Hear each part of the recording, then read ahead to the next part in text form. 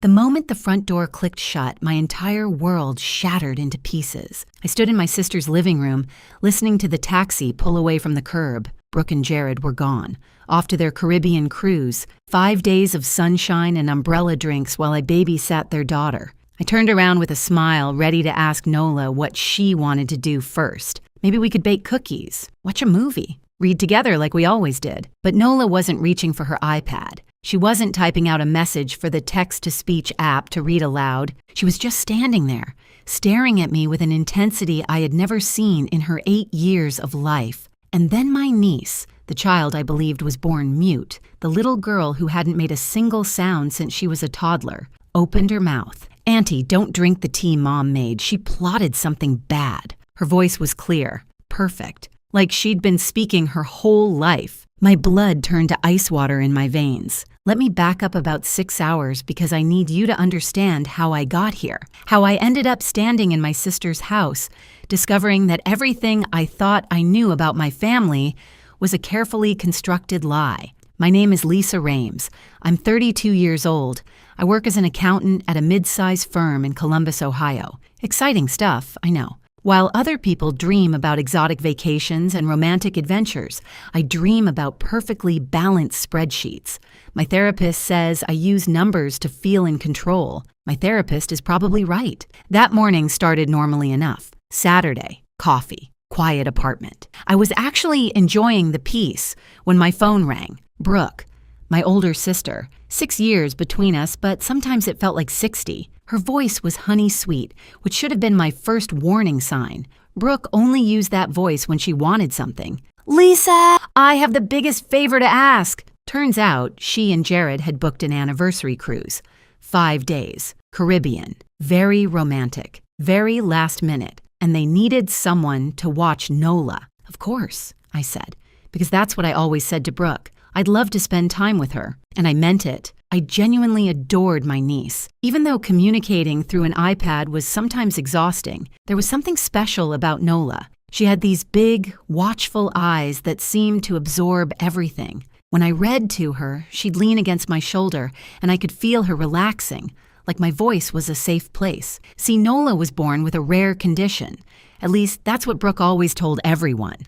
Something neurological that affected her ability to speak. The doctors caught it when she was about 3, Brooke said. Nothing could be done. I never questioned it. Why would I? She was my sister. Mothers know their children. Besides, I wasn't around much during Nola's early years. I'd taken a job in Chicago right after she was born. Good opportunity, couldn't pass it up. I'd fly home for Christmas, maybe a weekend here and there. By the time Nola was 3, she was already silent. Brooke had already crafted the whole narrative. I moved back to Ohio 2 years ago when our mom got sick. Cancer, the slow, terrible kind. I wanted to be closer, wanted to help. During those months, I started spending more time with Nola, reading to her, bringing her books, just being present. Even without words, we built something real. Our dad, Harold, had died 3 years before Mom. Heart disease. He was the quiet, steady type, the kind of man who fixed things and didn't complain. After he was gone, it felt like the family lost its anchor. When Mom finally passed 14 months ago, she left behind a trust, about $1.2 million, their entire life savings, Dad's life insurance, everything. The terms were clear. Both Brooke and I had to sign for any major withdrawals. Mom was smart that way. She also left me the family home since Brooke already owned property. At the time, I thought it was fair. Now I wonder if Mom knew something I didn't. Anyway. Back to that Saturday morning, I drove over to Brooke's house around noon. Nice place. Big lawn. The kind of house that looks like a magazine cover. Brooke greeted me at the door with a hug, which was unusual. My sister wasn't really a hugger. "You're a lifesaver, Lisa, truly." She looked perfect, as always. Hair done, nails done, designer luggage waiting by the door. Jared was loading bags into the taxi that had just arrived. He barely looked at me. Just a quick wave, a mumbled hello. He seemed nervous, sweaty, but Jared was always kind of twitchy. I didn't think much of it. Brooke walked me through the house like I'd never been there before. Here's the kitchen. Here's Nola's room.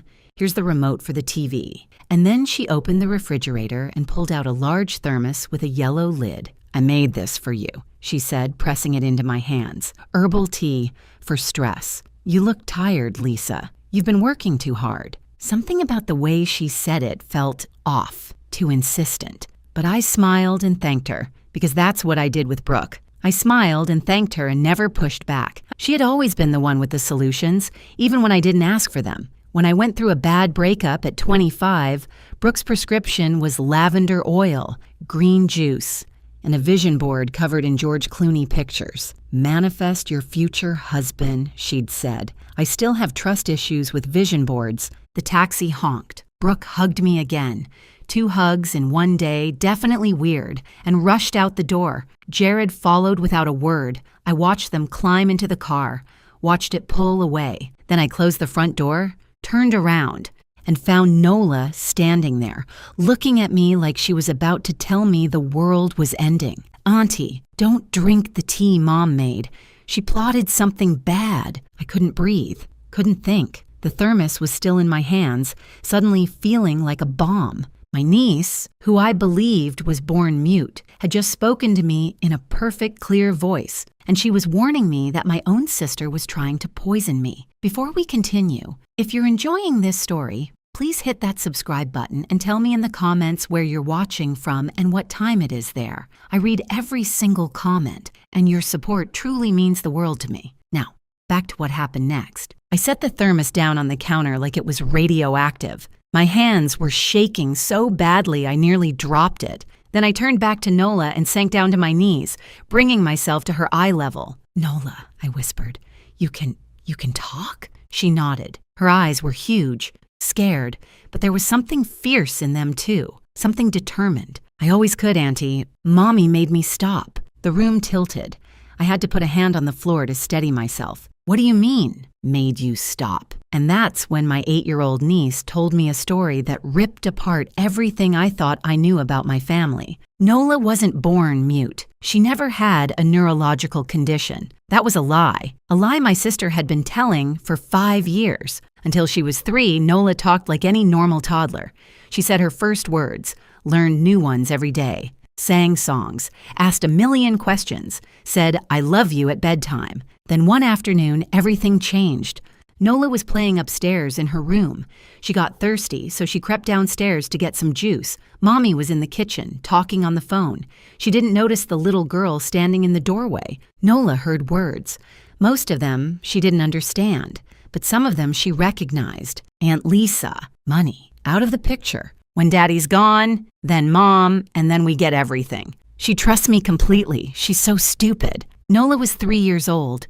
She didn't know what out of the picture meant, but she understood Aunt Lisa, and she understood the mean, cold way her mommy said, "stupid." The next day, innocent and confused, Nola asked her mother, "Mommy, what does out of the picture mean?" Brooke's face went cold. She grabbed Nola's arms, too hard, leaving little bruises, and knelt down until they were face to face. "Listen to me very carefully," she said. "If you ever speak again, to anyone, about anything, something terrible will happen to Aunt Lisa. Your voice is dangerous. Every word you say hurts her. If you love your auntie, you'll never make another sound. Do you understand?" Nola loved me. I was the aunt who brought her picture books, the one who smiled at her like she was the most special thing in the world. So Nola stopped talking. She was 3 years old. She made a decision to give up her voice, to protect me. I sat there on Brooke's kitchen floor, tears streaming down my face, as this child explained the sacrifice she'd made. 5 years. 5 years of silence. 5 years of terror, thinking that every word she spoke might hurt the person she loved most. And Brooke, my sister, the devoted mother, had used that fear. She took Nola to doctors, played concerned parent, collected her selective mutism diagnosis, but she told everyone something different. Neurological, born with it, nothing to be done. She made sure no one saw the real medical records. I was in Chicago, visiting twice a year. I had no reason to doubt my own sister about her own daughter. That crystal plaque on the mantle caught my eye. Mother of the Year. Brooke won it from the community center 2 years ago. Everyone praised her patience, her dedication to her special needs child. I suddenly wanted to throw that plaque into the sun and watch it burn. "What else do you know, sweetheart?" I asked gently. What else have you seen? It turned out that being silent made Nola invisible. Adults forgot she was there. They talked freely around her, assuming she couldn't understand or couldn't tell anyone even if she did. Nola saw everything. She saw her mother practicing my signature over and over on scrap paper until it looked almost right. She heard phone conversations about the trust and transferring everything, and before Lisa figures it out, she watched her father become more and more afraid of her mother, agreeing to everything, never questioning anything. She observed her mother perform for neighbors, church friends, teachers, the perfect mask of a loving parent making sacrifices for her disabled daughter. And 2 nights ago, Nola heard something that made her realize she couldn't stay silent anymore. She'd crept to the top of the stairs, like she'd done hundreds of times before. Her parents were in the kitchen, planning. The tea will make her sick enough for the ER, Brooke said. Not dangerous, just severe stomach problems, extreme drowsiness. She'll be out for days. What about Nola while we're gone? Jared asked. Mrs. Patterson next door will take her. I already told her Lisa has episodes sometimes. She bought it completely. And while Lisa's in the hospital, we drive to Indianapolis. There's a lawyer there who doesn't know her. I have all the forged papers ready. We transfer the entire trust to my name. By the time Lisa recovers, it's done.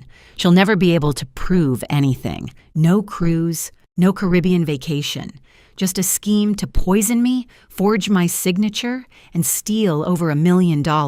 My own sister. I pulled Nola into my arms and held her tight. This brave, incredible child. She carried this weight for 5 years.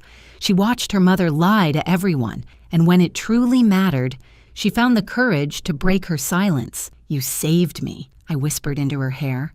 You know that, right? You saved my life. She hugged me back, small arms fierce around my neck. I couldn't let Mommy hurt you, Annie, not anymore. I looked over at the thermos sitting on the counter, innocent looking, yellow lid, homemade tea from my loving sister. Evidence. My tears stopped. Something cold and focused settled in my chest. Brooke thought she had 5 days to steal everything.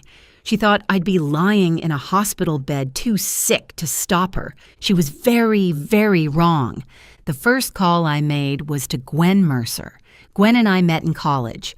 She went into nursing, I went into accounting. Different paths, but we stayed close. She was the kind of friend who showed up with ice cream during breakups and told you the truth even when it hurt. I trusted her completely. She answered on the second ring. Lisa, what's up? Gwen, I need you to come to Brooke's house right now. Something happened and I can't explain it over the phone. Please, just come. Something in my voice must have scared her. She didn't ask questions. On my way. 40 minutes later, she was at the door, still in scrubs from her shift, hair pulled back in a messy ponytail. She took one look at my face and pulled me into a hug. Talk to me? So I did. All of it. The tea, the scheme, and Nola, sweet, silent Nola, who had spoken for the first time in 5 years to warn me. When I finished, Gwen was quiet for a long moment. Then she looked over at Nola, who was sitting on the couch watching us with those big, serious eyes. Gwen walked over and knelt down in front of her.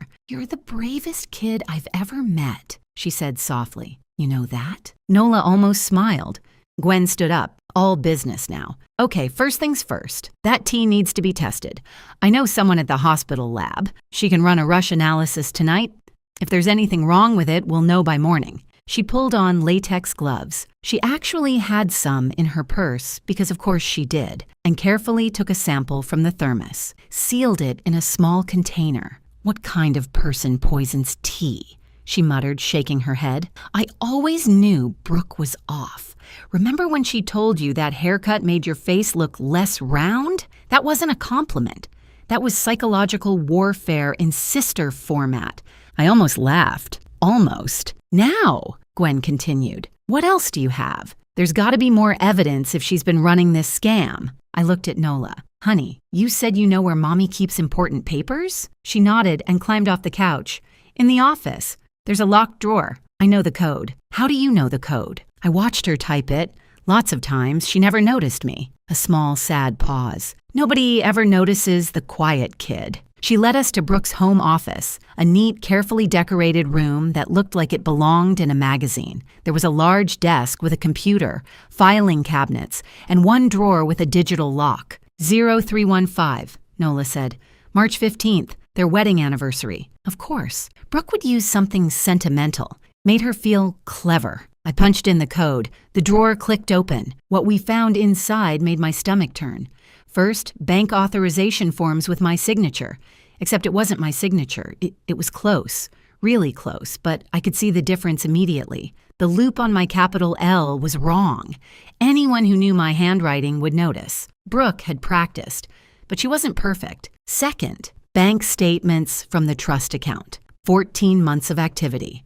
Withdrawal after withdrawal, always in amounts under $15,000, just below the threshold that would trigger automatic reporting to federal authorities. Brooke had done her research.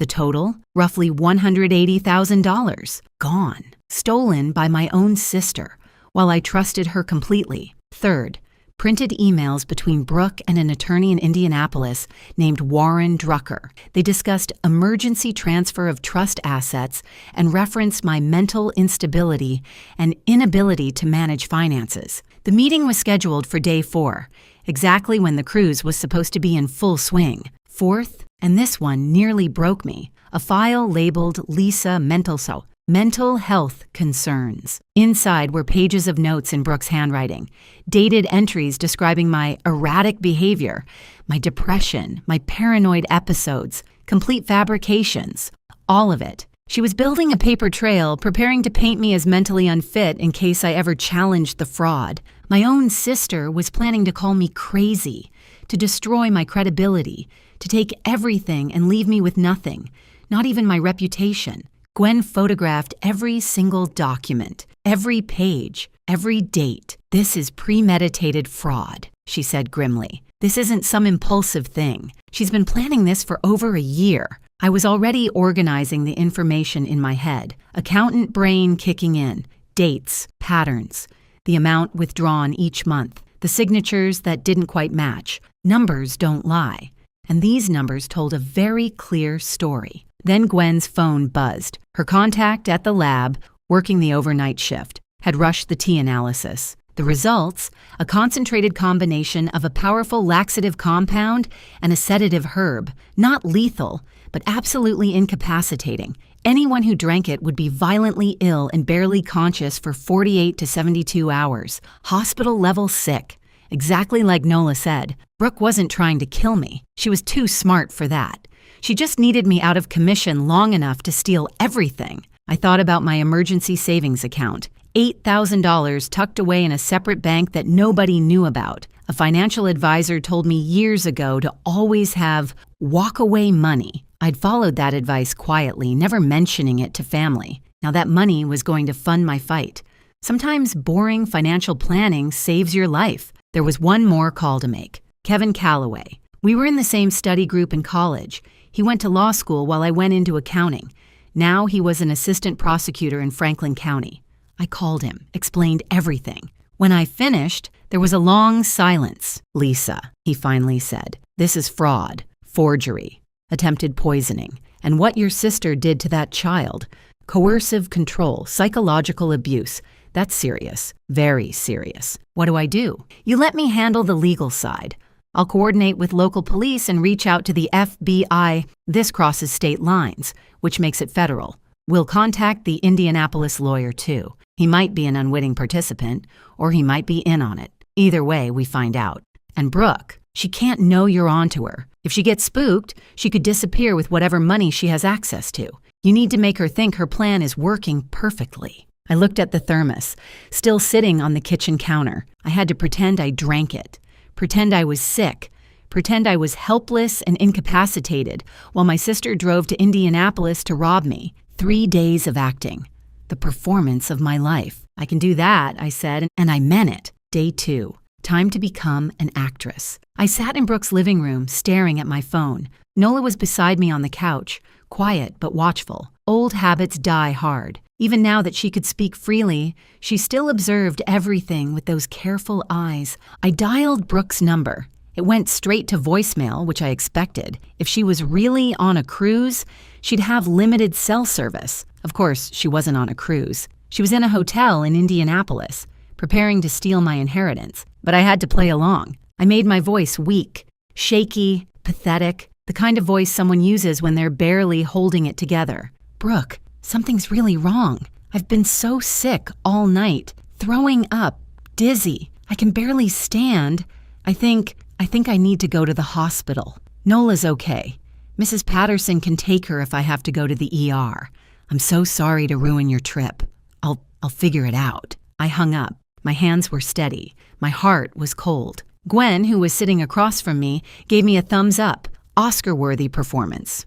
Really, the quiver in your voice at the end? Chef's kiss. Thanks.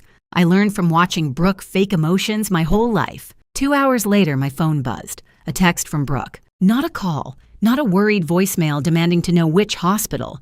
Not a frantic message asking to speak to her daughter. A text.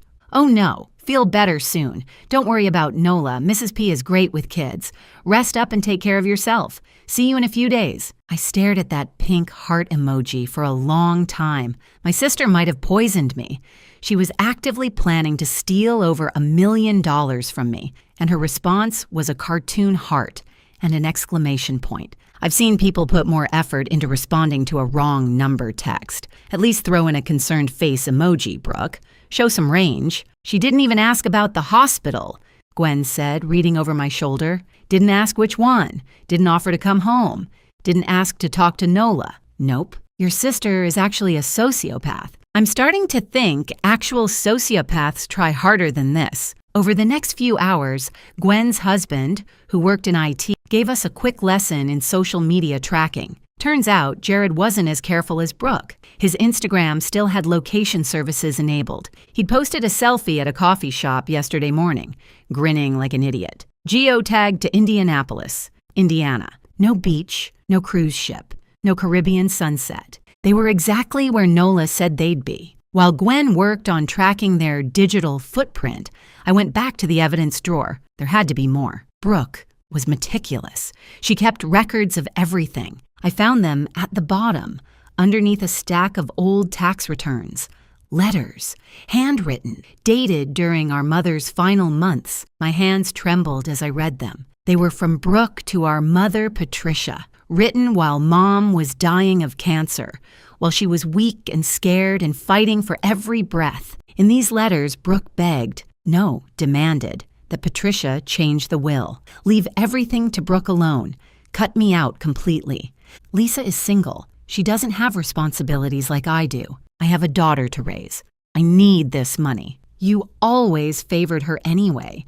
This is your chance to finally make things right. If you ever loved me, you'll do this. The manipulation, the guilt, the cruelty of pressuring a dying woman. And then I found Mom's response, handwritten on her personal stationery. The handwriting was shaky. She was so weak by then, but the words were strong. I will not punish Lisa for being responsible. I will not reward you for being greedy. The trust stays equal.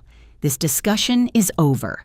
Do not bring this up again. I love you, but I am disappointed in who you've become. Mom, Patricia refused. Even on her deathbed, she protected me. So Brooke waited. She waited for our mother to die. And then she started forging. I sat there on the floor of that perfect home office, holding my mother's final words in my hands, and I cried.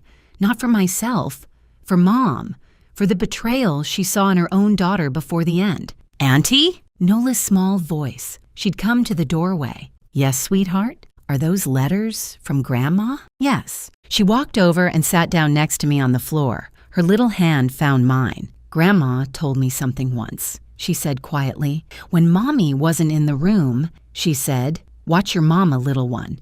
Something's wrong in her heart. I thought she meant Mommy was sick, like with her actual heart. I didn't understand. I think Grandma knew, I said. She always saw people clearly. Do you think she knew about me? That I wasn't really mute? I thought about my mother. Sharp until the end. Observant.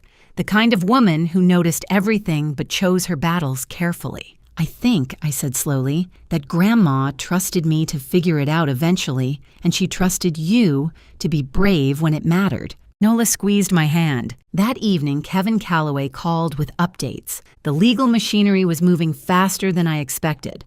Local police were fully briefed. Given the evidence of fraud, forgery, and attempted poisoning, they were taking this seriously. The FBI had been consulted. Interstate wire fraud, transferring money across state lines through deceptive means, was a federal offense. Brooke had made this a federal case all by herself. And the Indianapolis lawyer, Warren Drucker, Kevin's contacts had reached out to him.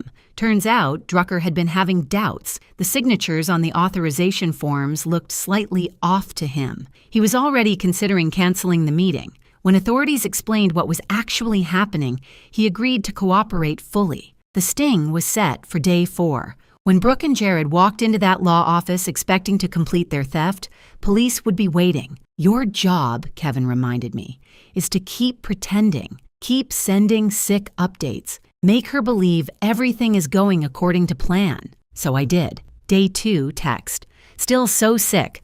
The doctor thinks maybe food poisoning. So strange. Nola is being wonderful with Mrs. Patterson." Day 3 text. "Barely keeping water down. So weak. Don't cut your trip short. I'll be fine. Just need rest." Each message, I imagined Brooke reading it, smiling, thinking her stupid, trusting sister was exactly where she wanted her. That same day, Kevin arranged for a child advocacy specialist to take Nola's statement. It had to be done properly, videotaped, with a child psychologist present, following all legal protocols for minor witnesses. Nola was nervous.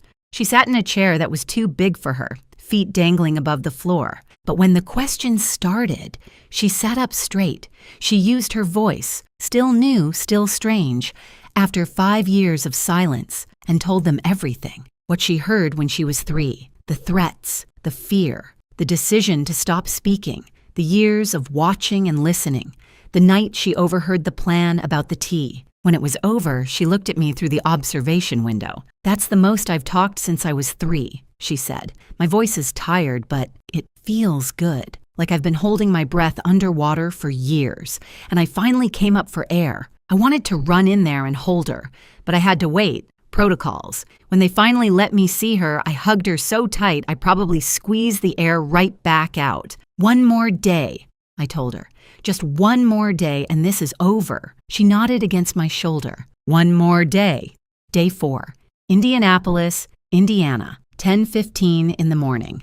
Warren Drucker's law office. 3rd floor of a professional building with a nice view of downtown that nobody was going to enjoy today. I wasn't there in person. Kevin set up a secure video feed so I could watch from Brooke's living room. Nola sat beside me, holding my hand. Gwen was on my other side. We watched the lobby camera as Brooke and Jared walked through the front door.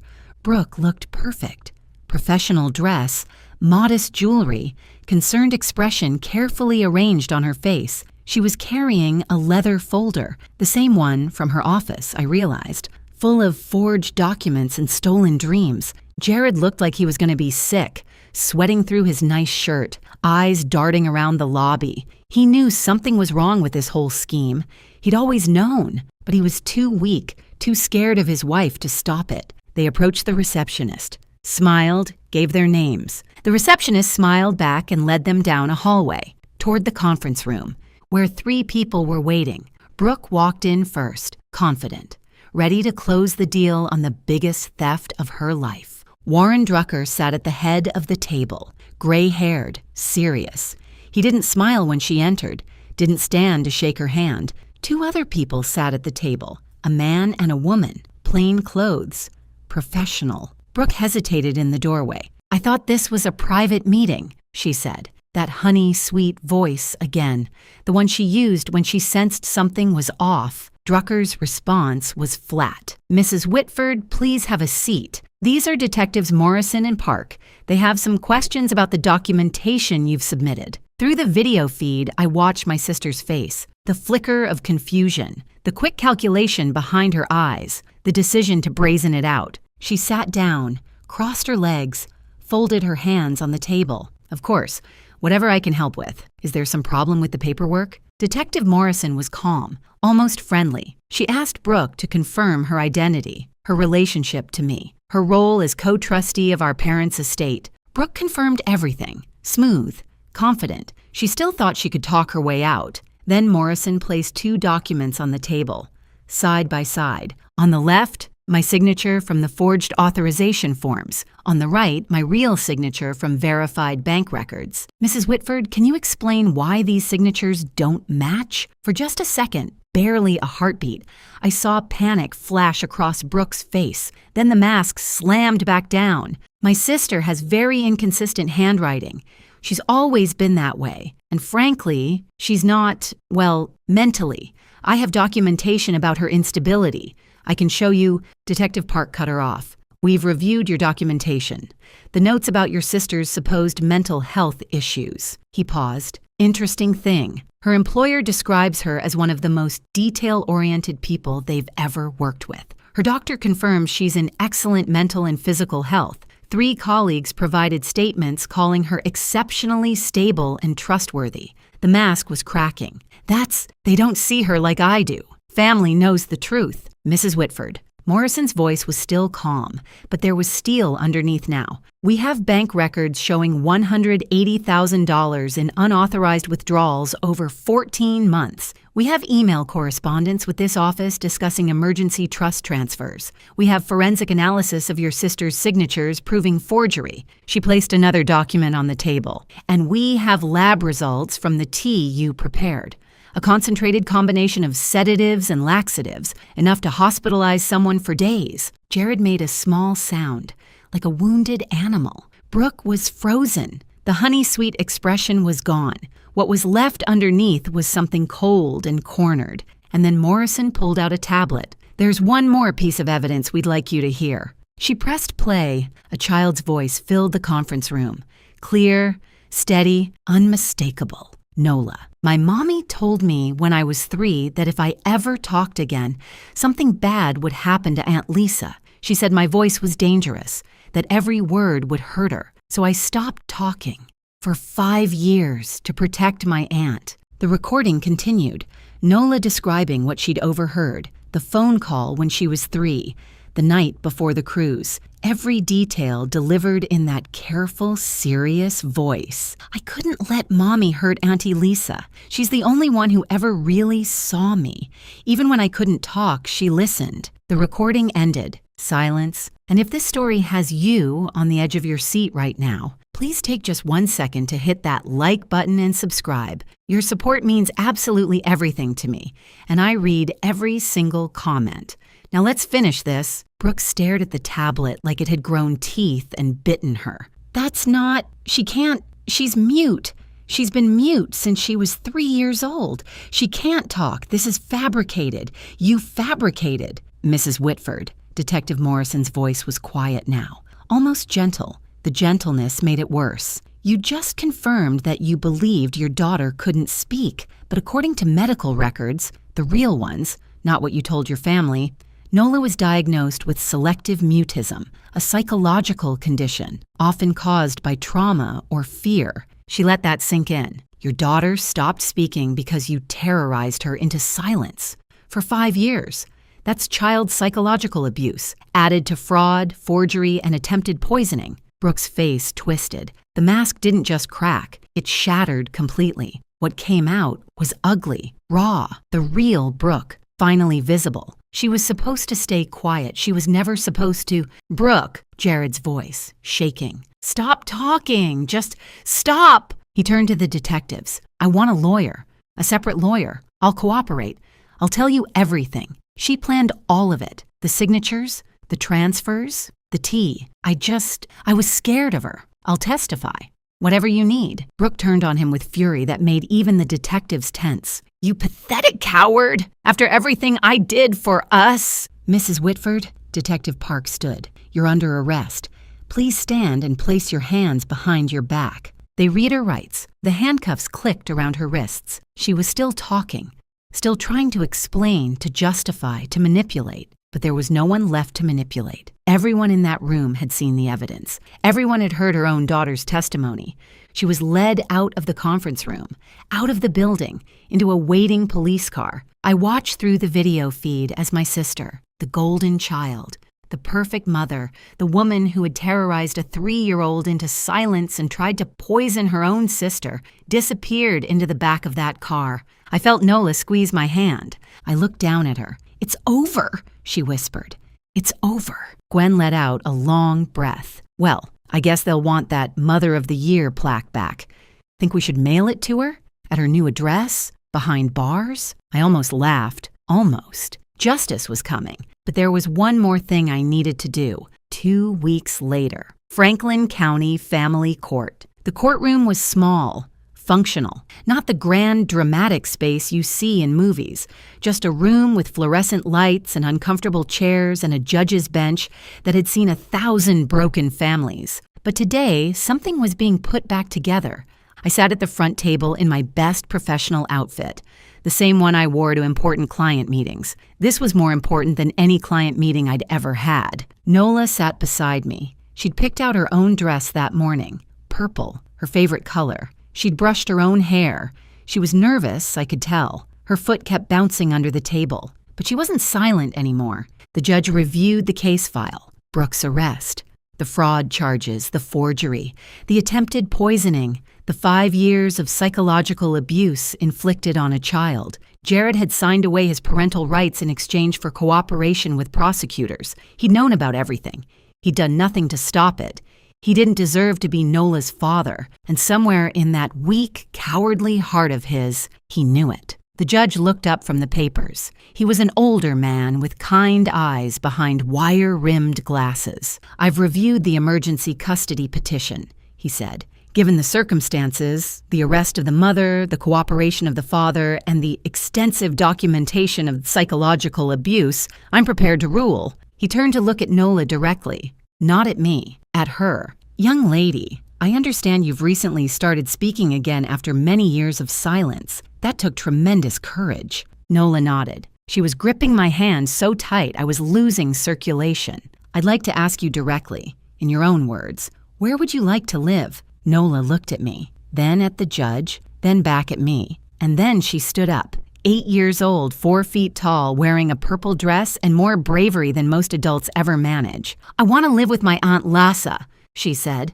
Her voice was clear, strong, a voice she'd given up for 5 years to protect someone she loved. She's the only one who ever really saw me. Even when I couldn't talk, she listened. She read me books. She sat with me. She never made me feel like something was wrong with me. She paused, then added, "Also, she makes really good pancakes." Quiet laughter rippled through the courtroom. Even the judge smiled.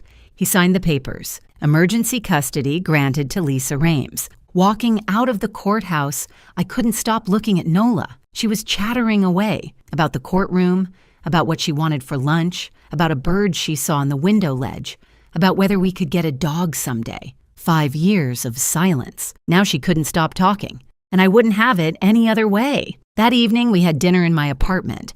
Our apartment now. I'd already started converting the spare room into Nola's bedroom. Purple walls, her choice, bookshelves everywhere, a cozy reading corner by the window. "Aunt Lisa?" she asked through a mouthful of pasta. "Yeah, sweetheart? Can I tell you about dinosaurs?" I smiled. "Absolutely." What followed was a 25-minute lecture on every dinosaur species Nola had ever read about, complete with detailed analysis of which ones would win in fights. Apparently, velociraptors are totally overrated because of movies, and T-Rex has unfair advantages because of media bias. The real winner, according to Nola, would be the Ankylosaurus, basically a tank with a built-in weapon. I nodded along seriously to all of it. I didn't need to understand dinosaur combat theory. I just needed to listen. Nola started therapy the following week, a specialist in childhood trauma. The sessions were hard sometimes. 5 years of fear and silence don't disappear overnight. There were bad days when she got quiet again, when the old terror crept back in. But there were more good days. Days when she laughed out loud. Days when she sang in the shower. Days when she came home from school bursting with stories about new friends who had never known her as the mute girl, just as Nola. Brooke faced multiple felony charges. The evidence was overwhelming. She took a plea deal to avoid trial. I didn't attend any of the hearings. I had better things to do.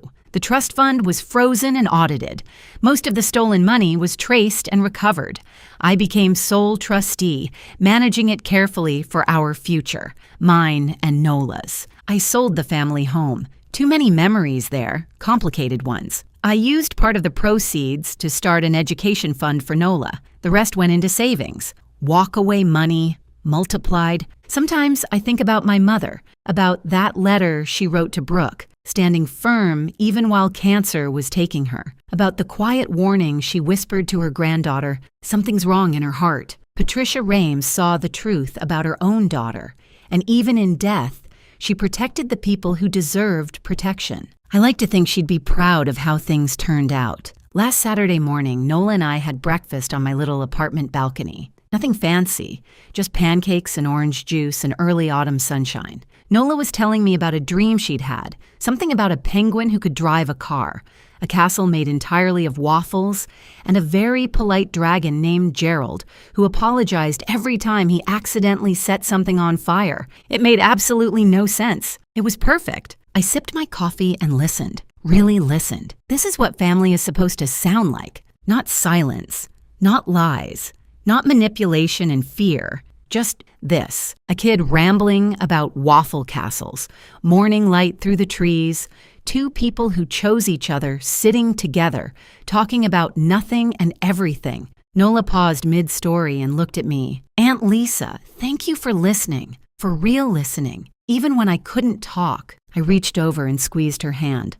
Always, sweetheart, always. Sometimes the quietest people aren't weak. They're just waiting for someone they trust enough to finally speak. Nola found her voice, and I found my family. Some stories have happy endings. Ours was just beginning. Thank you so much for watching.